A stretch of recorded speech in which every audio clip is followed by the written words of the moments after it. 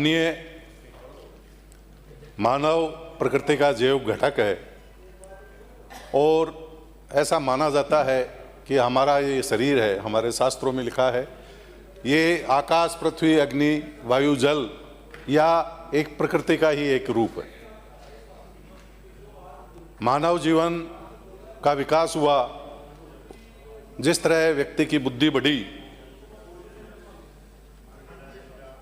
मनुष्य ने नई खोज की और पूरे विश्व में 5 पहले प्राचीन सभ्यताएं थी, सदन में खड़े नहीं रहे, लेकिन उस समय मशीनीकरण नहीं था। माननीय सदस्य सदन में खड़े नहीं रहे, बैठ जाए।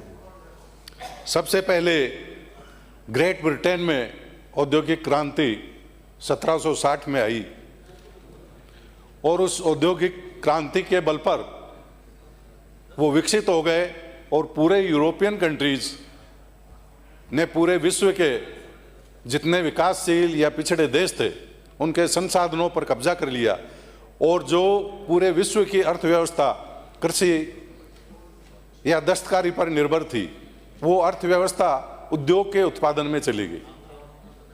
धीरे धीरे हमारे यहाँ अंग्रेजों का शासन रहा और सबसे पहले हमारे बॉम्बे में सन 1854 में हमारे सूत की चक्की लगी। औद्योगिक विकास के चलते हमारा प्राकृतिक संतुलन गड़बड़ा गया।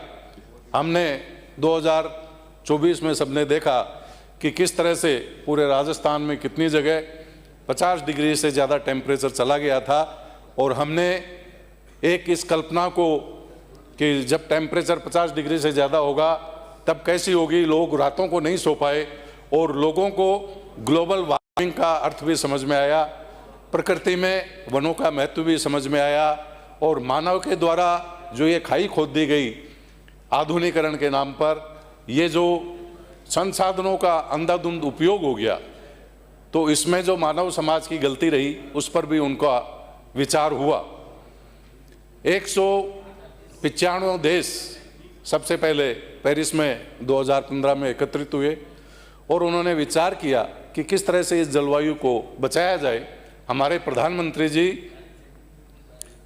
किसी आमतौर पर कहते हैं कि हम किसी संकट का हिस्सा नहीं हैं, हम समाधान का हिस्सा हैं और सबसे पहले उन्होंने एक पेड़ माँ के नाम की घोषणा की और पूरे हिंदुस्तान में एक ऐसा उन्होंने माहौल दिया कि हम प्रकृति से जुड़े।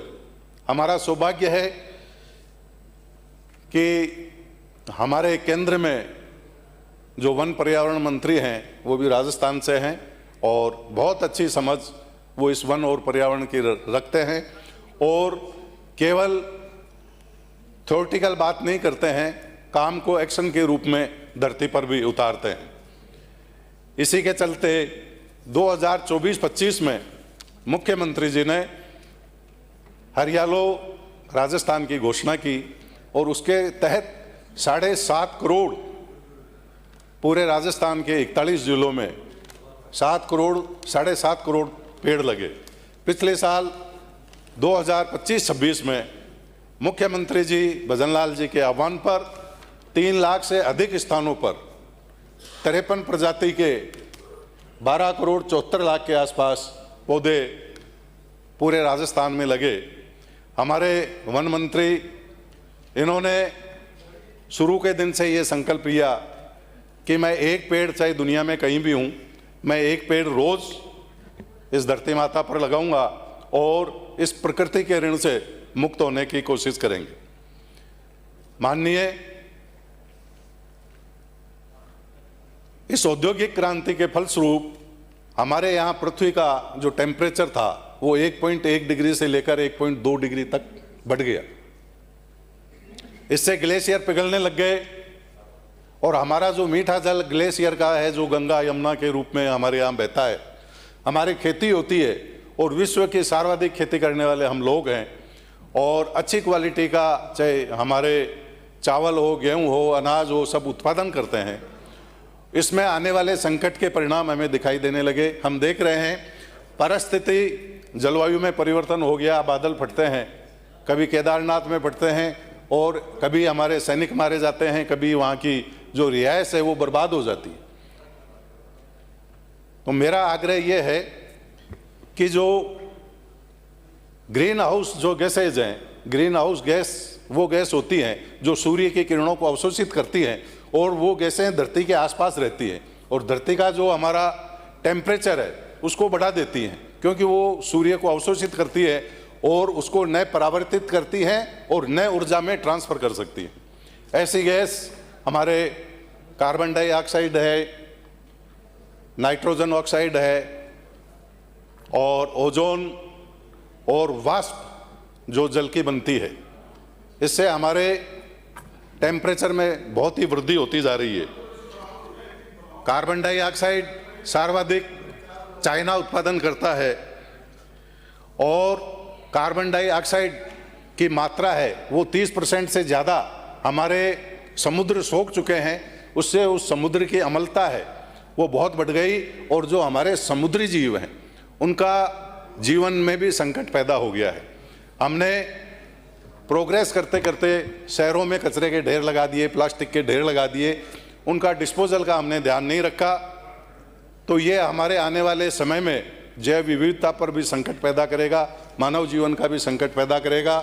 मैं हमारे क्षेत्र से आने वाले हमारे वन मंत्री जी से आग्रह करना चाहता हूँ कि मेरे क्षेत्र में ऐसी कुछ समस्याएं हैं जिनकी तरफ उनका ध्यान दिलाना चाहूँगा। हमारे यहाँ सरिस्का का एक हिस्सा कोटपुतली ज़िले में भी लगता है।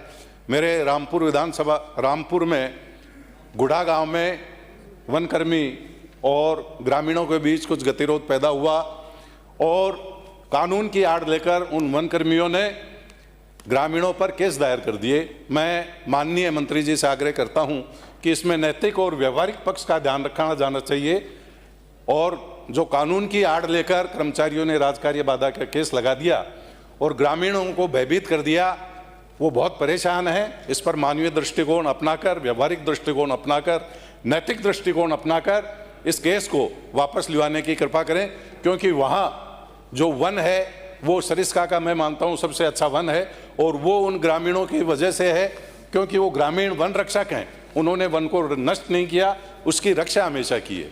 मेरे वहाँ नाथुसर और लोज गांव है, उस गांव को विस्थापित करने की तेज़ी से प्रक्रिया चल रही है। लेकिन मंत्री जी, मैं आपसे आग्रह करना चाहता हूँ कि आपने जो वहाँ डीएलसी की रेट जो निर्धारित की है, व्यवहारिक रूप से डीएलसी रेट वहाँ 3 गुना अभी ज़मीनों की कीमत हो गई है। तो जिस तरह से NHAI वगैरह ज़मीन जब आवाप करती है तो किसानों को 3 गुना मुआवजा देती है, आप भी उसी तरह से 3 गुना मुआवजा देने की कृपा करें। मेरे मांडवी ऋषि की तपोभूमि है और उसके पास में सैकड़ों बीघा जमीन गांव की है जो गैर मुमकिन है, चारागाह में बोलती है। वहाँ भी फॉरेस्ट वाले आकर वहाँ शमशान का काम भी नहीं करने देते, जो 500 साल पुराने शमशान है। अब मैं मंत्री जी आपसे आग्रह करना चाहता हूँ कि भाई फॉरेस्ट गांव वालों की अगर ज़मीन है, गैर मुमकिन ज़मीन है, तो गांव के पास ही होगी, वो कोई फॉरेस्ट के बीच के क्षेत्र में तो होगी नहीं। और फॉरेस्ट वाले अपने क्षेत्र से बाहर आकर गांव की पास की ज़मीन पर अपना क्लेम करते हैं और गांव वालों को परेशान करते हैं। हम वहाँ डेवलपमेंट भी नहीं कर पा रहे हैं। मैं पैसा देना चाहता हूँ लेकिन नहीं दे सकता, क्योंकि इस फॉरेस्ट के नाम पर हमारे सब SDM भी डरते हैं, तहसीलदार भी डरते हैं और वो पट्टा जारी नहीं करते हैं। तो आप इस पर ध्यान करके रेवेन्यू मिनिस्टर से मिलकर जो ज़मीन हमारे गांव के पड़त की है उसे आप संशोधित करवा के गांव को सौंपें। माननीय मेरे भूपसेड़ा और अलवर ज़िले का धवाड़ा गांव है, जिसको पहले 0 किलोमीटर उसका CTH से डेवलपमेंट के लिए ऑथराइज था, लेकिन अब 1 किलोमीटर का दायरा कर दिया। और मैं माननीय मंत्री जी आपसे कहना चाहता हूं कि जो उद्योग पहले लग जाते हैं, जो माइनिंग पहले ज़मीन माइंस अलॉट कर देती है, उस समय उनको ध्यान रखना चाहिए कि क्या सही है और क्या गलत है। और उस समय अगर 0 किलोमीटर का दायरा है तो सरिस्का का एरिया आप 2 किलोमीटर आगे ले जाकर फिर बाद में उससे नहीं नापें। इससे उद्योग जो लगाता है उसके करोड़ों रुपए की पूंजी डूबने का डर भी रहता है और वो आदमी बर्बाद हो सकता है। इसी तरह वहाँ होटलें धवाड़ा में बनी हुई है, उसके अगल बगल के उसी पर्वत क्षेत्र के गांव हैं जो CTH एरिया से बाहर हैं या बफर जोन से बाहर हैं, लेकिन उस गांव विशेष को CTH में आपने डाल लिया और उनके जो वो होटलें चल रही है उनके लिए बड़ा संकट पैदा कर दिया। वहाँ वो कोई उत्पादन नहीं कर रहे हैं, इको फ्रेंडली लोग हैं। तो मेरा आपसे निवेदन है कि उनके हितों का भी ध्यान रखा जाए। साथ ही जंगली जो बबूल है, ये सबसे पहले आप सरिस्का में इसका उन्मूलन करें, ऐसा मेरा आपसे आग्रह है। और रामपुर क्षेत्र के जो लोग हैं उनको अगर विस्थापित किया जाए तो मेरे बानसूर में भूपसेड़ा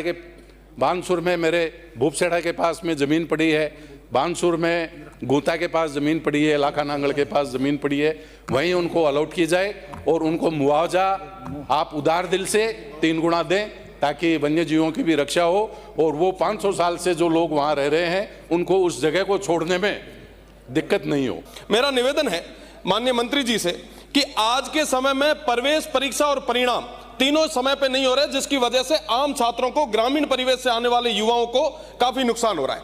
मेरा निवेदन है कि पूरे प्रदेश की सारी यूनिवर्सिटीज का एक कैलेंडर तय हुए और निश्चित रूप से उस समयबद्ध तरीके से आप प्रवेश भी लें, परीक्षा भी कराएं और परिणाम भी आए, ताकि कोई भी तरीके की अनियमितता नहीं हो। साथ ही साथ मोदी जी का सपना है कि 1 लाख नए युवाओं को राजनीति में लाया जाए ताकि इस देश की नींव को और मजबूत किया जाए। उसके लिए जरूरी है कि हम छात्र संघ चुनाव जैसे राजनीति की जो नर्सरी है उसको शुरू करें। चाहे किसी ने भी, मैं कहता हूं कि पूर्ववर्ती सरकार ने छात्र संघ चुनाव पर रोक लगाई, पर मेरा वर्तमान सरकार से निवेदन है कि आप छात्र संघ चुनाव कराएं ताकि नए युवाओं को राजनीति में आगे आने का मौका मिले। आज के समय में चाहे यूनिवर्सिटी हो चाहे कॉलेजेस हो, दोनों में टीचिंग और नॉन टीचिंग की बहुत भारी कमी है। आप देखेंगे कि आज के समय में कॉलेजेस जो है वो एक टीचर के भरोसे चल रही है। यूनिवर्सिटीज में आप देखेंगे तो बड़ी मुश्किल से आपको गिने चुने जो है प्रोफेसर्स मिलेंगे। ये बहुत बड़ी समस्या है। अगर आज के समय में इस एआई के युग में अगर हम प्रॉपर तरीके से टीचिंग स्टाफ नहीं दे पाएंगे तो वो तमाम चीजें कैसे बन पाएगी। आज विद्या संबल योजना के तहत हम कुछ जो प्रोफेसर्स हैं उनको ले रहे हैं, टीचर्स को ले रहे हैं, यूजीसी के आधार पे, यूजीसी के नियमों के आधार पे ले रहे हैं, पर उनको 5 साल तक ही रखने की बात हो रही है। आज के समय में उनका जो भविष्य है कहीं ना कहीं वो खतरे में है। मुझे लगता है कि प्रदेश की सरकार को इस और ध्यान देने की जरूरत है। साथ ही साथ पेंशनर की बात मेरे से पहले तमाम जो वरिष्ठ जन है उन्होंने कही। आज के समय में जो लोग जिन्होंने पूरा जीवन विश्वविद्यालयों को दे दिया, आज ये नौबत आ गई है कि उनको उसी विश्वविद्यालय के आगे धरने पे बैठना पड़ रहा है। एक चतुर्थ श्रेणी का कोई अगर कर्मचारी है जिसको 10,000 रुपए पेंशन की मिल रही है, आप विचार करें अगर 6 महीने तक उसको पेंशन नहीं मिलती है तो उसके परिवार की क्या हाल होगी। 8 मिनट। और ये बहुत बड़ी समस्या। मेरा निवेदन है प्रदेश की सरकार से कि इस और ध्यान दें और उन तमाम लोगों को पेंशन कैसे हम दे पाए इसके लिए माकूल व्यवस्था हो। साथ ही साथ क्योंकि वित्तीय चीज है, मेरा निवेदन है माननीय मंत्री जी से कि जितने भी यूनिवर्सिटीज और कॉलेजेस के एल्यूमनाई हैं उनका उपयोग करें ताकि हम ज्यादा से ज्यादा जो है वो फंड भी इकट्ठा कर सकें, उनका योगदान ले सकें। अगर हम योगदान लेंगे तो निश्चित रूप से इसका हमें फायदा भी मिलेगा। एमबीएम और जोधपुर यूनिवर्सिटी की मैं विशेषकर बात करूंगा। जोधपुर विश्वविद्यालय की एमबीएम एक फैकल्टी, एक कॉलेज हुआ करती थी, उसको आपने यूनिवर्सिटी बनाई, बहुत स्वागत योग्य कदम है, बहुत अच्छा आपने काम किया। पर आज ये स्थिति है कि एमबीएम के अंदर इंजीनियरिंग के अलावा भी बाकी आर्ट्स और कॉमर्स के जो है वो सब्जेक्ट चल रहे हैं। और जोधपुर यूनिवर्सिटी क्योंकि दोनों ही 1 किलोमीटर की परिधि में है और 1 ही किलोमीटर में अगर 2 यूनिवर्सिटी चलेगी तो निश्चित रूप से दोनों को नुकसान होगा। ना तो इंफ्रास्ट्रक्चर है, ना फैकल्टी है और तमाम चीजों की कमी है। मेरा प्रदेश की सरकार से एक अनुरोध है, निवेदन है कि आप एमबीएम को स्पेसिफिक इंजीनियरिंग के लिए ही करें और जोधपुर विश्वविद्यालय को आप जीवित अगर रखना चाहते हैं तो उसके अंदर आर्ट्स और तमाम जो पुराने जो कोर्सेज हैं उनको आप चालू रखें। साथ ही साथ प्लेसमेंट अपने आप में बहुत बड़ी चीज है। आज हम कहीं पे भी प्लेसमेंट की बात नहीं कर रहे हैं। वो युवा जिनको हम ग्रेजुएट करके भेजेंगे कहां? आज जो ग्रामीण परिवेश से जो विद्यार्थी आता है, बड़ी मुश्किल से यहाँ पे ग्रेजुएट होता है, किसी भी कोर्स में एडमिशन लेता है, उसके बाद में क्या उनके जीवन के आगे कहीं ना कहीं एक अंधेरा आ जाता है। मेरा निवेदन है कि प्लेसमेंट की ओर हम सोचें। एआई का जमाना है, रोबोटिक्स की बात हो रही है, इन तमाम चीजों पे बात करने की जरूरत है। साथ ही साथ आपने देखा होगा कुछ दिन पहले तमाम जो विद्यार्थी हैं जो जोधपुर विश्वविद्यालय से एफिलेटेड है कॉलेजेस, उनके विद्यार्थी धरने पे बैठे क्योंकि परीक्षा शुल्क को 2 से 3 गुना बढ़ा दिया गया। इस तरीके से वित्तीय भार जो है वो ग्रामीण परिवेश से आने वाले विद्यार्थियों पर ना डाला जाए, मेरा खासकर निवेदन रहेगा। साथ ही साथ सेव और गडरा कॉलेजेस में स्टाफ की भारी कमी है। मुझे लगता है कि अगर हम स्टाफ को पूरे तरीके से डिप्लॉय करेंगे और विशेषकर इंटरनेशनल बॉर्डर पे जहां से जो ग्रामीण परिवेश के जो विद्यार्थी हैं, वो विद्यार्थी जो जयपुर तक नहीं आ पाते, राजधानी तक नहीं आ पाते, उनके लिए जरूरत है कि हम पूरे तरीके से स्टाफ दें। साथ ही साथ बाड़मेर पीजी कॉलेज पे ज्यादा काम करने की जरूरत है, हरसाणी में नई कॉलेज खोलने की जरूरत है। साथ ही साथ एक महत्वपूर्ण विषय है जो आए दिन हम लोग देखते हैं, आज के समय में अगर किसी का, मानिए मैं बहुत महत्वपूर्ण बात है, आज के समय में अगर किसी भी युवा पे कोई मुकदमा दर्ज हो जाता है, वो परीक्षा की तैयारी कर रहा है, अगर कोई पारिवारिक विवाद के कारण भी अगर मुकदमा दर्ज हो जाता है तो उसको सरकारी नौकरी में नियुक्ति नहीं मिलती, उसको कोर्ट के चक्कर निकालने पड़ते हैं। मेरा निवेदन है, क्योंकि ये पॉलिसी डिसीजन है, प्रदेश की सरकार इस बारे में सोचे, क्योंकि कई सारी जो षड्यंत्र के आधार पे भी कई युवाओं को जो है इस तरीके से वंचित कर दिया जा रहा है। साथ ही साथ मेरा निवेदन है कि आज के समय में या पूर्ववर्ती सरकार के दौर में कोविड टाइम में पेपर लीक के कारण कई सारे युवा जो है वो भर्ती परीक्षाओं से बाहर हो गए। मेरा निवेदन है कि उनको एक बार वापस जो है वो मौका देने की जरूरत है। साथ ही साथ जनजाति विभाग की बात चल रही थी, बुनियादी जो सुविधा है उसके लिए हमारे जितने भी जनजाति भाई हैं वो अभी भी तरस रहे हैं, विशेषकर भील समाज के लोग। आज के समय में भील समाज के लोगों में शिक्षा की कमी है, क्योंकि मैं पश्चिमी राजस्थान से आता हूं, मैं वहां की बात करूंगा। ये लोक कला के वाहक हैं, बाबूजी की पढ़ आज भी भील समाज के हमारे तमाम वो जो मजबूत लोग हैं वो गाते हैं। महाराणा प्रताप के समय से लेके आज तक हमेशा इन्होंने मजबूती से पहली पंक्ति में खड़े होकर समाज को आगे बढ़ाने में काम किया है। मेरा निवेदन है कि कृषि कनेक्शन में भी एससी की तर्ज पे एसटी को जगह मिलनी चाहिए। साथ ही साथ गाड़िया, लोहार, जोगी, ग्वारिया, ओड, सांसी, नाथ, कालबेलिया, भील, मंगनियार, लंगा और साथ ही साथ देवासी, रबारी और पाक विस्थापित तमाम जितने भी हमारे लोग हैं, इनको समयबद्ध तरीके से जमीन आवंटित की जानी चाहिए, क्योंकि इनके पास रहने के लिए जगह तक नहीं है। मेरा निवेदन रहेगा कि वन रक्षक, रेंजर, तमाम जितने भी लोग हैं और जो नौकरी में है, उनके पास ना तो वाहन है ना कोई भी तरीके का शस्त्र है। मेरा निवेदन रहेगा माननीय मंत्री जी से कि आप इस और सोचें। साथ ही साथ आए दिन माफियाओं से लड़ते लड़ते हमारे रेंजर्स और तमाम जो वन रक्षक है वो कहीं ना कहीं भेंट चढ़ रहे हैं, उनको मजबूत करने की जरूरत है, उनको ताकत देने की जरूरत है। माननीय मंत्री जी, आप बहुत मजबूत है, आप अगर इनको मजबूत करेंगे तो निश्चित रूप से ये जो वन्य संपदा है ये बचेगी। साथ ही साथ खाली पदों को भरने के लिए आप लगातार प्रयास भी कर रहे हैं, मैं इसके लिए आपका आभार व्यक्त करता हूं, पर अभी तक वैसा जो रिजल्ट हम चाह रहे हैं वो हमें मिल नहीं पा रहा। मेरा निवेदन है कि डीएनपी के अंदर तमाम नए टावर्स और मूलभूत सुविधाओं की जरूरत है, आप इस और विचार करें, क्योंकि इंटरनेशनल बॉर्डर पे तमाम वो 117 गांवों के जो लोग हैं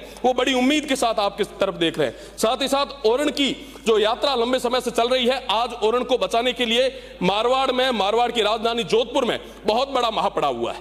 तमाम लोग प्रदेश की सरकार की और एक आस और उम्मीद की तरफ देख रहे हैं।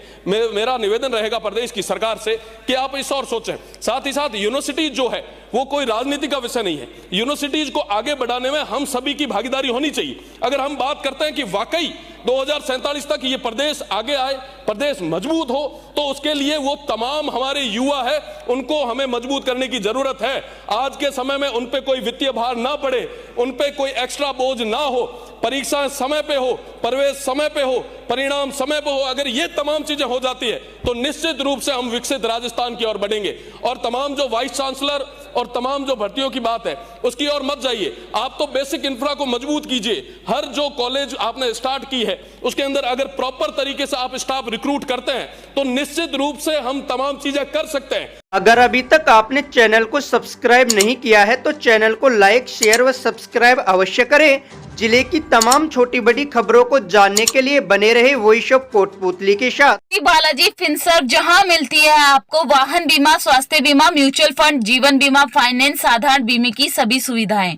कार्यालय बानसूर महाविद्यालय के पास, बाईपास रोड, बानसूर।